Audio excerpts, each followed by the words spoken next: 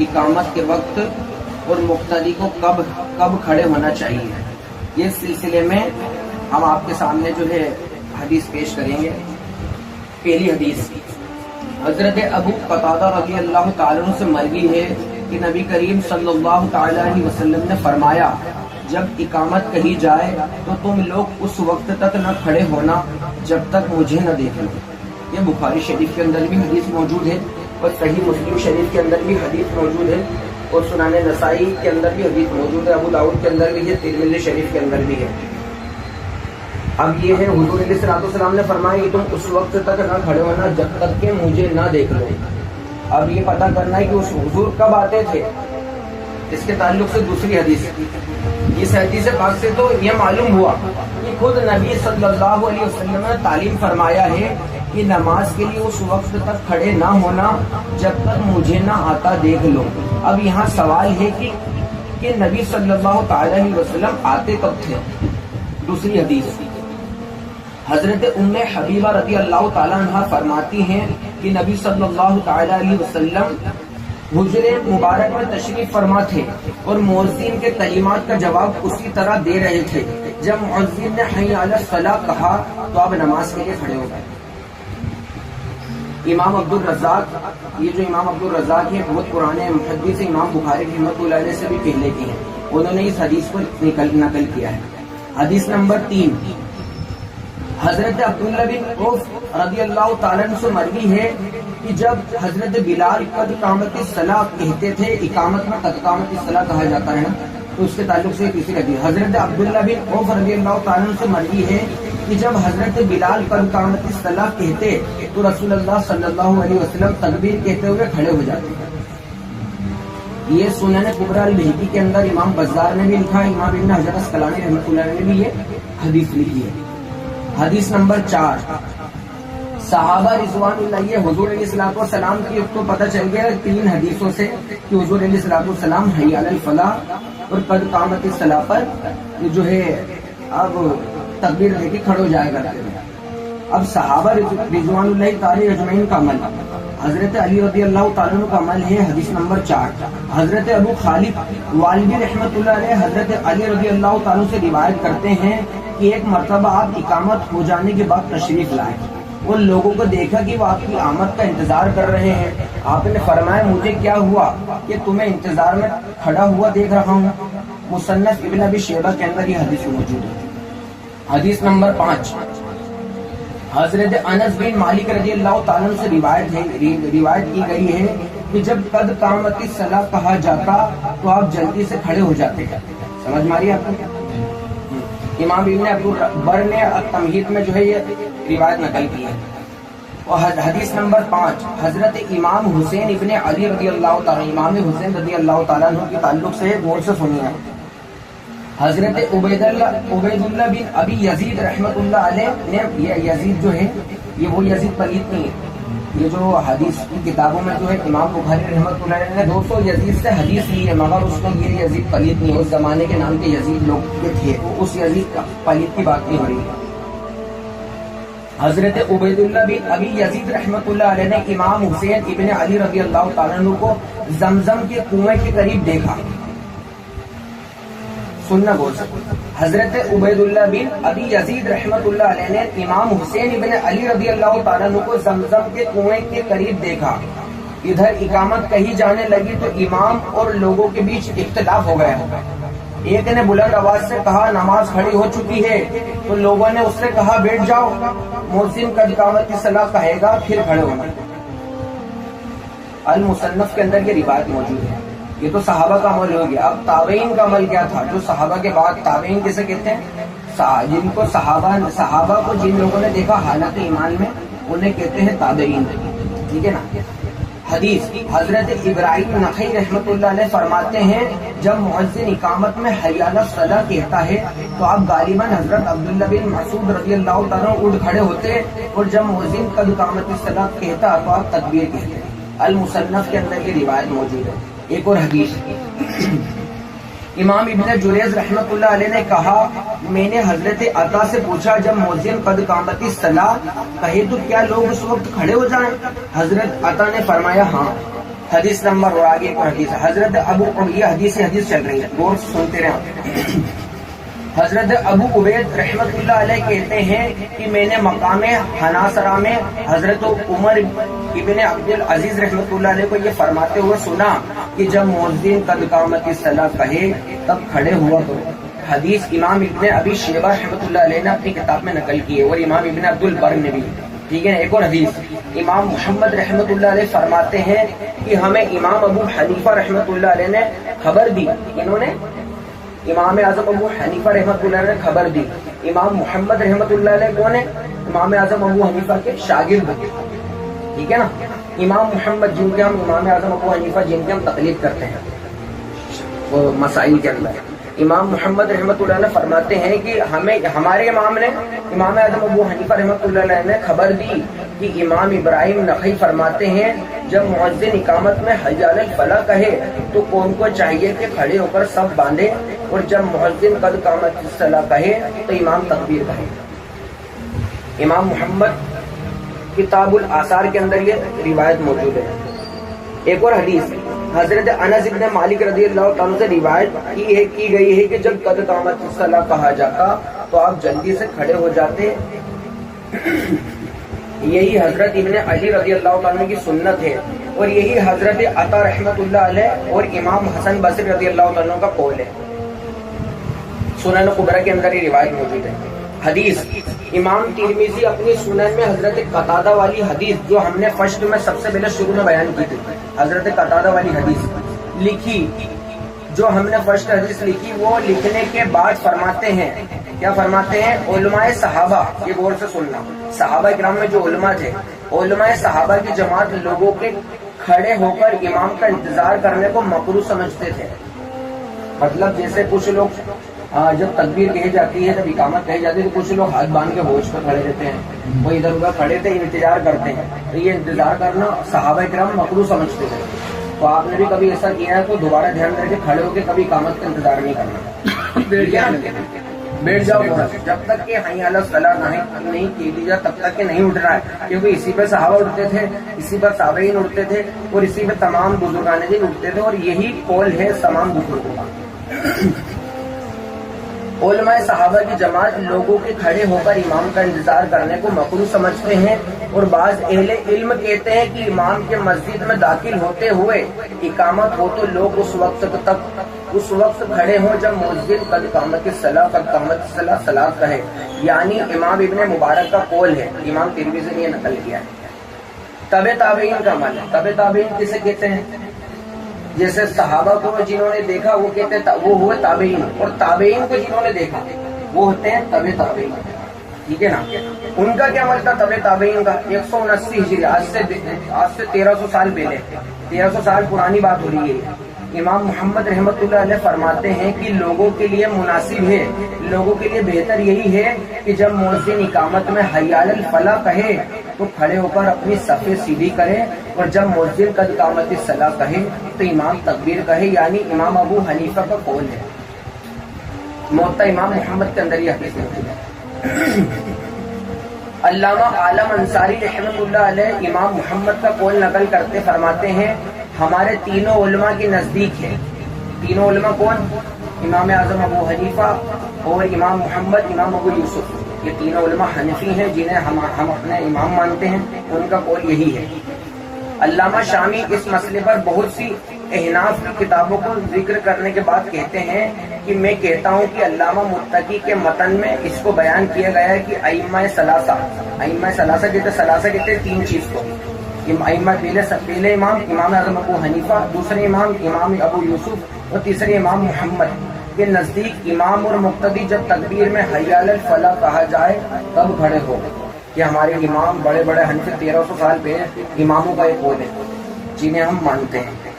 امام شامی الفتاویٰ میں یہ بات لکھی ہوئی ہے، اگر مؤذن کے علاوہ کوئی دوسرا ہو، اگر مؤذن امام کے علاوہ کوئی دوسرا ہو اور امام اور مقتدی مسجد میں ہی ہو تو پھر مؤذن اقامت میں جب حی علی الفلاح کہے تو ائمہ ثلاثہ کے نزدیک امام اور مقتدی اس وقت کھڑے ہو جائیں۔ ہمارے تینوں امام کے نزدیک یہی صحیح ہے۔ ٹھیک ہے نا. فتاوی عالمگیری جس کو تمام 600 سال پرانی کتاب ہے فتاوی عالمگیری جس کو تمام اہل سنت مانتے ہیں. خلاصہ کلام یہ ہے, پوری بات کا لب لباب یہ ہے کہ خلاصہ کلام اس مسئلے میں یہ ہے کہ جب مؤذن حی علی الفلاح کہے, اگر امام ان کے ساتھ مسجد میں ہے, جیسے امام ہمارے اذان ہونے کے بعد امام صاحب آ جاتے ہیں, جا نماز پہ بیٹھ جاتے ہیں, تو یہ بتایا جا رہا ہے اگر امام ان کے ہمارے ساتھ میں ہیں تو لوگوں کے لیے مستحب ہے کہ اس وقت کھڑے ہوں حی علی الصلاۃ. ٹھیک ہے نا. امام ابو بکر عسقلانی الکسانی نے اپنی کتاب میں بات لکھی ہے. امام کرداری لکھتے ہیں کہ سنت یہ ہے کہ امام اور قوم اس وقت کھڑے ہوں جب مؤذن حی علی الفلاح کہے. سمجھ میں آ رہی ہے آپ کو بات؟ ائمہ احناف کا اقامت سے پہلے کھڑے ہونے کو مکروہ کہنے کی دلیل ہے. ائمہ احناف کیسے کہتے ہیں؟ حنفیوں کو ائمہ احناف کہتے ہیں, یہ بات دھیان رکھنا. حضرت معاویہ بن قرہ رحمۃ اللہ علیہ سے روایت ہے کہ صحابہ اور تابعین اس بات کو مکروہ جانتے تھے کہ نماز میں مؤذن کے اقامت شروع کرتے ہی کوئی کھڑا ہو جائے. جیسے کچھ لوگ کھڑے ہو جاتے ہیں حی علی الصلاۃ سے پہلے کھڑے ہو جاتے ہیں, تو اس کو جو ائمہ جو ہمارے امام 1300 سال پرانے اس کو مکروہ جانتے تھے وہ کہ کوئی اقامت سے پہلے کھڑے ہو جائے, اسے مکروہ جانتے تھے. مصنف عبد الرزاق کے اندر جلد 1 حدیث نمبر 1850 میں بات لکھی ہے. ٹھیک ہے. حضرت عطیہ رحمۃ اللہ سے روایت ہے کہ ہم حضرت ابن عمر رضی اللہ تعالیٰ عنہ کے پاس بیٹھے تھے. حضرت عطیہ رحمۃ اللہ سے روایت ہے کہ ہم حضرت ابن عمر رضی اللہ تعالیٰ عنہ کے پاس بیٹھے تھے تو مؤذن نے اقامت شروع کر دی, تو ہم کھڑے ہو گئے. تو حضرت ابن عمر رضی اللہ تعالیٰ عنہ نے کہا بیٹھ جاؤ, جب مؤذن قد قامت الصلاۃ کہے تو کھڑے ہو جاؤ. اور آج لوگ اللہ اکبر ہوتے ہی وہ کھڑے ہو جاتے ہیں. اس سے پہلے بھی دیکھیے, اس سے پہلے کئی لوگ انتظار کرتے ہیں, کوئی پہلے ہی کھڑے ہو جاتے ہیں, مؤذن مائک بھی ہاتھ میں نہیں لیتا, پہلے ہی کھڑے ہو جاتے ہیں جیسے سب بیوقوف ہیں اور یہ سمجھدار ہیں. آج ہی دیکھیے وہی تو سارے بیوقوف دکھتے ہیں اور یہ کچھ سمجھدار ہے. اور یہ اہل سنت کچھ مسجد میں کیا ہوتا ہے, جیسے پکی مسجد میں اور کئی مسجدوں میں یہاں پر کمیٹی کی طرف سے حی علی الصلاۃ پہ اللہ اکبر پہ اٹھنے کا ہے, مگر صحیح طریقہ یہی ہے کہ حی علی الصلاۃ پر اٹھا جائے. یہ بات دھیان رکھنا ہے. اور عام طور پہ جو امام ہوتے ہیں اہل سنت کے, ان کی اجازت رہتی سب کو کہ تم حی علی الصلاۃ پر ہی اٹھو. تو ہمیں چاہیے کہ انشاءاللہ ہم ہمارے امام صحابہ کرام اور حدیث کے مطابق عمل کریں گے, انشاءاللہ حی علی الصلاۃ پر ہی اٹھیں گے. ٹھیک ہے نا. کوئی بولے کہ ایسا مت کرو ایسا مت کرو, تو بولنا آپ نے کیا صحابہ کا عمل نہیں سنا, یا تابعین کا عمل آپ نے نہیں سنا, کیا آپ نے کتاب نہیں پڑھی, جا کے آپ علم حاصل کرو پھر بات کرنا ہمارے ساتھ. ٹھیک ہے. امام عبد الوہاب شارانی لکھتے ہیں کہ حضرت عمر رضی اللہ تعالیٰ عنہ کہا کرتے تھے جب تک مؤذن قد قامت الصلاۃ نہ کہے نماز کے لیے کھڑے نہ ہوا کرو. کشف الغمہ پیج نمبر 98 میں بات لکھی ہے. امام بدر الدین عینی رحمۃ اللہ علیہ نے لکھا ہے کہ مشہور تابعین ہشام بن عروہ رحمۃ اللہ علیہ مکروہ جانتے تھے کہ کوئی کھڑا ہو اس سے پہلے مؤذن قد قامت الصلاۃ کہے. اور جو سارے امام کہہ رہے ہیں کہ یا تو حی علی الفلاح پہ کھڑے ہو, یا حی علی الصلاۃ پہ کھڑے ہو, یا قد قامت الصلاۃ پہ, مگر اللہ اکبر پہ اس سے پہلے کھڑے ہونا اس کو مکروہ جانتے تھے. اس تمام کتابوں میں یہی لکھا ہے. اور جو آج اللہ اکبر کھڑے ہو رہے ہیں یہ لا علم ہے, ان کو اس چیز کا علم نہیں. ان کو چاہیے کہ اپنے بزرگوں کا عقیدہ دیکھے کہ ہمارا عابد کس پہ کھڑے ہوتے تھے. امام ابن حجر اسقلانی یہ 600 سال پرانے جن کی میں بات, یہ صحابی نہیں ہے, یہ بتا رہے ہیں کہ جلیل القدر صحابی رسول حضرت انس بن مالک کا عمل لکھتے ہیں. حضرت انس بن مالک کون ہے؟ جنہوں نے 10 سال تک حضور کی خدمت کری بچپن میں. سبحان اللہ. یہ وہی حضرت انس بن مالک ہے جن کی والدہ نے حضور کے لیے وہ دیا تھا, حلوہ بنا کے دیا تھا کہ جاؤ حضور کو دیا. حلوہ لے کے آتے تھے آپ, پھر آپ حلوہ لے کے گئے, بولتے یا رسول اللہ 300 لوگوں نے کھا لیا تھا, اس کو تناول فرما لیا تھا, تو واپس حضور نے دیا. 300 لوگ ایک پیالے میں تو کھا چکے تھے, پھر واپس وہ لے کے گئے جو حضور کا موجودہ تھا. حضور علیہ السلام نے سامنے رکھ کے اس کا ہاتھ رکھ کے جو چاہا اللہ کا ذکر پڑھا.